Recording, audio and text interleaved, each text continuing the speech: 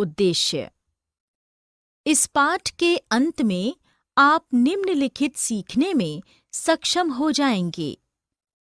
साम्राज्यवादी युग की कलाओं के नए रूपों की व्याख्या करने में, पेंटिंग के इतिहास को स्मरण करने में, भारतीय कला और पश्चिमी कला के बीच अंतर करने में, भारतीय कला के विकास पर चर्चा करने में, राजा रवि वर्मा की कला की व्याख्या करने में, राष्ट्रीय कला के विभिन्न दृष्टिकोणों को सूचीबद्ध करने में,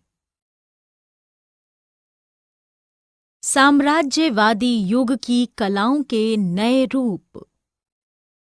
औपनिवेशिक शासन में कई तरह के नए कला रूपों, शैलियों, सामग्री और तकनीकों का सूत्रपात हुआ, जिन्हें भारतीय कलाकारों ने संभ्रांत और जनसाधारण दोनों हलकों के अपने स्थानीय ग्राहकों और बाजार के लिए अपनाया। ये बदलाव मुख्य रूप से पेंटिंग और छापे बनाने से संबंधित तकनीकों में दिखाई दिए। साम्राज्यवादी युग की कलाओं के नए रूप। 18वीं सदी में यूरोप के बहुत सारे कलाकार अंग्रेज व्यापारियों और शासकों के साथ भारत आने लगे थे। यूरोपीय चित्रकारी की मुख्य विशेषता थी यथार्थवाद, अर्थात कलाकार जो बनाएंगे वो असली और जीवंत दिखना चाहिए। यूरोपीय कलाकार तैल चित्रों की तकनीक भी अपने साथ लाए थे। तैल चित्रों से यहाँ के कलाकारों को असली जैसी तस्वीरें बनाने में काफी मदद मिली। तस्वीरें विभिन्न विषयों से प्रभावित थीं। हालांकि इन तस्वीरों में प्रायः ब्रिटेन, उसकी संस्कृति, उसके लोग और उसकी सत्ता की श्रेष्ठता पर जोर दिखाई देता था।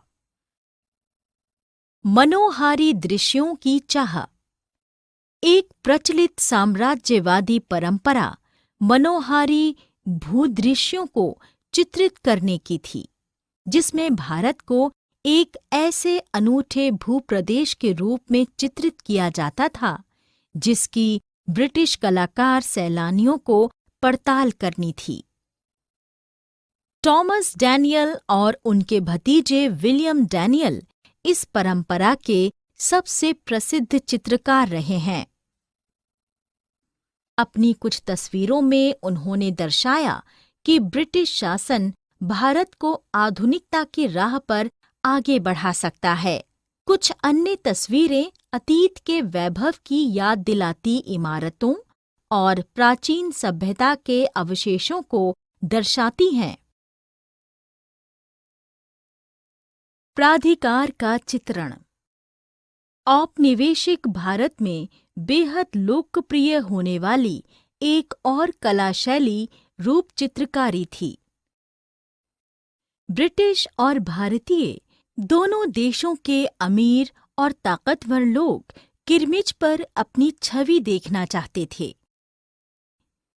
औपनिवेशिक रूपचित्र आदमकद आकार के होते थे और बिल्कुल जीवंत और सच्चे लगते थे। रूप चित्रण की ये नई शैली इस साम्राज्य की वजह से भारत में पैदा हो रही ऐश्वर्यपूर्ण जीवन शैली, धन संपदा और रौब-दौब को दर्शाने का भी आदर्श साधन थी।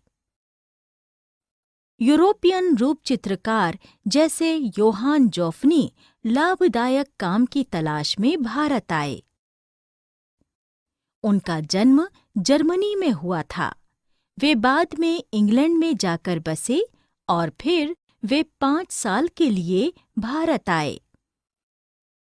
उन्होंने अपनी चित्रों में अंग्रेजों को श्रेष्ठतर और मालिकाना अंदाज में अपने कपड़ों का प्रदर्शन करते हुए शाही अंदाज में खड़े हुए और दंभपूर्वक बैठे हुए दिखाया, जबकि भारतीयों को दब्बू और कमतर हैसियत में दिखाया।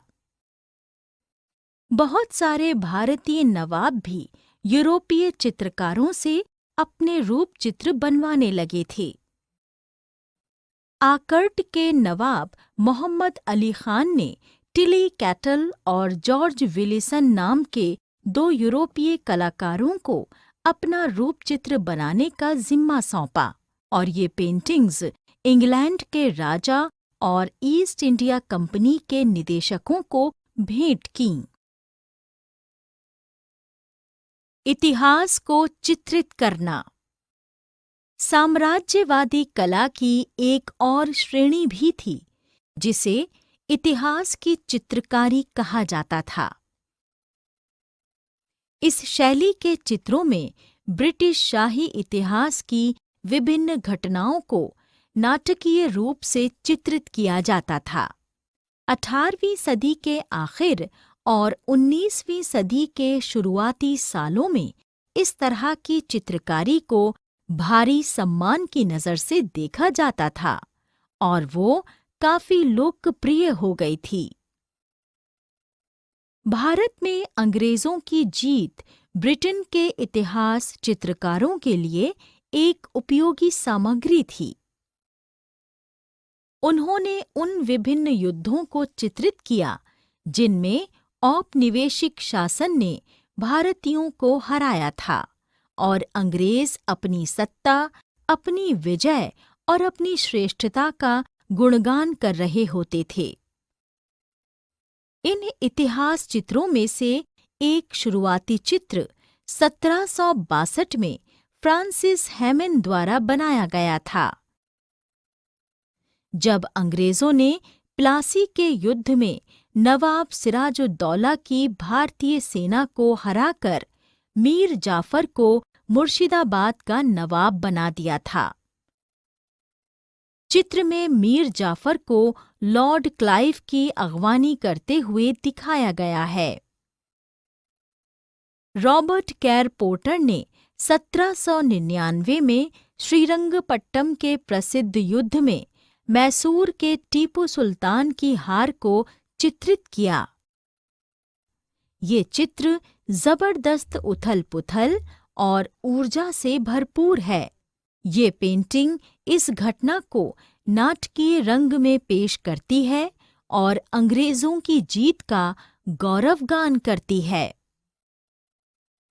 साम्राज्यवादी ऐतिहासिक चित्र अंग्रेजों की जीत की आम जनता के बीच एक स्मृति बनाने के लिए बनाए गए थे, जो ये दर्शाते थे कि अंग्रेज अजय और सर्वशक्तिशाली हैं। दरबारी कलाकारों का क्या हुआ? विभिन्न दरबारों में हम विभिन्न रुझान देख सकते हैं। मैसूर में टीपू सुल्तान ने यूरोपीय चित्रकारी का विरोध किया और भित्ति चित्र की स्थानीय परंपरा को प्रोत्साहन देते रहे। मुर्शिदाबाद के दरबार में एक अलग रुझान देखने को मिलता है। सिराजुद्दौला को हराने के बाद अंग्रेजों ने नवाबों को गद्दी पर बैठा दिया। पहले उन्होंने मीर जाफर को और उसके बाद मीर कासिम को नवाब बनाया। नवाबों ने कलाकारों को इस बात के लिए प्रोत्साहित किया कि वे अंग्रेजों की अभिरुचियों और कला शैलियों को सीखें। मुर्शिदाबाद के स्थानीय लघुचित्र कलाकार यूरोपीय यथार्थवाद के तत्वों को अपनाने लगे थे। इस चित्र में उन्होंने परिप्रेक्ष्य विधि का इस्तेमाल किया, जो नज़दीक और दूर वाली चीज़ों का बोध देती थी। चीज़ों को जीवंत और असली दिखाने के लिए उन्होंने रोशनी और परछाइयों का इस्तेमाल किया। स्थानीय रियासतों का प्रभाव और धन संपत्ति समाप्त होती गई। स्थानीय रियासतों में ब्रिटिश दरबारों की स्थापना के कारण वे चित्रकारों का खर्चा नहीं उठा पा रहे थे और न ही उन्हें सेवाओं के बदले पैसे दे पा रहे थे। स्थानीय कलाकारों ने स्थानीय पौधों और जानवरों की ऐतिहासिक इमारतों और स्मारकों की, त्योहारों और जुलूसों की, व्यवसायों और दस्तकारी की, जाति और समुदायों की पेंटिंग्स बनाईं। ईस्ट इंडिया कंपनी के अफसर इन तस्वीरों को अपने संग्रह में जोड़ लेते थे और इन चित्रों को कंपनी चित्र के नाम से जाना जाता है। नई भारतीय लोक कला। 19वीं शताब्दी में भारत के बहुत सारे शहरों में एक नई लोक कला विकसित हुई। पटुआ और कुम्हार कहे जाने वाले स्थानीय ग्रामीणों ने खर्रा शैली विकसित की। कलकत्ता का एक मंदिर कालीघाट एक वाणिज्यिक और प्रशासकीय केंद्र के रूप में फैल रहा था। खर्रा चित्रकार पौराणिक विषयों और देवी देवताओं की तस्वीरें बनाते थे। कालीघाट चित्रकार अपनी छवियों में उभार पैदा करने के लिए छायाकरण का इस्तेमाल करने लगे, जिससे उनकी तस्वीरें त्रिआयामी दिखाई देने लगीं, परंतु अभी भी उनकी तस्वीरें यथार्थपरक और जीवंत नहीं थीं। शुरुआती कालीघाट चित्रों में मुखर सुनियोजित यथार्थवादी शैली स्पष्ट दिखाई देती है, जिसमें छवियां विशाल और शक्तिशाली थीं। उनमें रेखाओं, विवरणों और रंगों का न्यूनतम प्रयोग किया गया था। कालीघाट तस्वीरों को बड़ी संख्या में छापकर बाजारों में बेचा गया। 19वीं सदी के आखिर तक भारत के विभिन्न भागों में प्रिंटिंग प्रेस लगाई जाने लगी, जिनमें और भी ज्यादा चित्र छापे जा सकते थे। कलकत्ता आर्ट्स स्टूडियो 19वीं सदी के आखिर में कलकत्ता में स्थापित किया गया और ये प्रसिद्ध बंगाली व्यक्तियों के साथ साथ पौराणिक पात्रों की यथार्थपरक तस्वीरें बनाता था। राष्ट्रवाद के प्रचार प्रसार के चलते 20वीं सदी के शुरुआत में स्टूडियो में राष्ट्रवादी संदेशों वाली तस्वीरें बनाई जाने लगीं।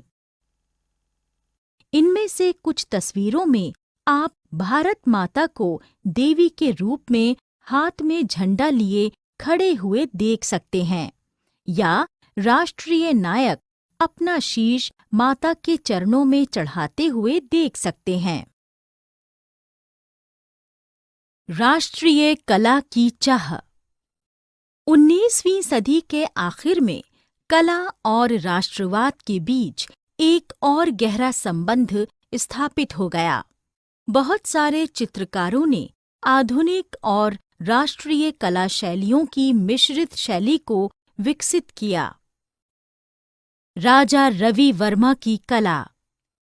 राजा रवि वर्मा उन शुरुआती चित्रकारों में से एक थे जिन्होंने आधुनिक और राष्ट्रीय कला शैली विकसित करने में योगदान दिया। राजा रवि वर्मा केरल में त्रावणकोर के महाराजाओं के परिवार से थे। उन्हें तैल चित्रकारी और यथार्थपरक जीवन अध्ययन की पश्चिमी कला पर महारत हासिल थी, परंतु उन्होंने ज्यादातर भारतीय पुराणों के चित्र बनाए। उन्होंने मुख्य रूप से रामायण और महाभारत के दृश्यों को किरमिच पर उतारा। बंबई के बाहरी छोर पर राजा रवि वर्मा ने एक चित्र निर्माण टोली बनाई और एक प्रिंटिंग प्रेस लगाई। राष्ट्रीय कला की भिन्न छवि। बंगाल में राष्ट्रवादी कलाकारों का एक नया समूह रविंद्रनाथ टैगोर के भतीजे अवनींद्रनाथ टैगोर के इर्द गिर्द जुटने लगा।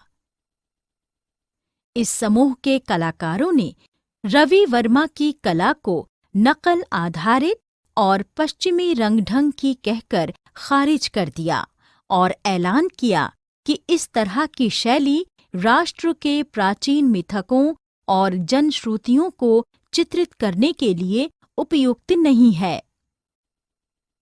वे लघु चित्रों की मध्यकालीन भारतीय परंपरा और अजंता की गुफाओं में बने भित्ति चित्रों की प्राचीन कला से प्रेरणा लेना चाहते थे और इनका पुनरुत्थान करना चाहते थे। उन्हें राजपूत लघु चित्रों से भी प्रेरणा मिली। अवनींद्रनाथ टैगोर और उनके समूह की कलाकृतियां जापानी चित्रों से भी प्रभावित थीं, जिसे कुछ तस्वीरों में साफ देखा जा सकता है। सारांश: हमने जो कुछ सीखा है उसे संक्षेप में दोहराएं। तस्वीरें विभिन्न विषयों से प्रभावित थीं। हालांकि इन तस्वीरों में प्रायरूप ब्रिटेन, उसकी संस्कृति, उसके लोग और उसकी सत्ता की श्रेष्ठता पर जोर दिखाई देता था। एक प्रचलित साम्राज्यवादी परंपरा मनोहारी भूदृश्यों को चित्रित करने की थी, जिसमें भारत को एक ऐसे अनूठे भूप्रदेश के रूप में चित्रित किया जाता था जिसकी ब्रिटिश कलाकार सैलानियों को पड़ताल करनी थी। औपनिवेशिक भारत में बेहद लोकप्रिय होने वाली एक और कला शैली रूप चित्रकारी थी। यूरोपियन रूप चित्रकार जैसे योहान जोफनी लाभदायक काम की तलाश में भारत आए। उनका जन्म जर्मनी में हुआ था। वे बाद में इंग्लैंड में जाकर बसे और फिर वे 5 साल के लिए भारत आए। साम्राज्यवादी कला की एक और श्रेणी भी थी, जिसे इतिहास की चित्रकारी कहा जाता था। इस शैली के चित्रों में ब्रिटिश शाही इतिहास की विभिन्न घटनाओं को नाटकीय रूप से चित्रित किया जाता था। 18वीं सदी के आखिर और 19वीं सदी के शुरुआती सालों में इस तरह की चित्रकारी को भारी सम्मान की नज़र से देखा जाता था और वो काफी लोकप्रिय हो गई थी। रॉबर्ट कैर पॉटर ने 1799 में श्रीरंगापट्टम के प्रसिद्ध युद्ध में मैसूर के टीपू सुल्तान की हार को चित्रित किया। ये चित्र जबरदस्त उथल-पुथल और ऊर्जा से भरपूर है। ये पेंटिंग इस घटना को नाटकीय रंग में पेश करती है और अंग्रेजों की जीत का गौरवगान करती है।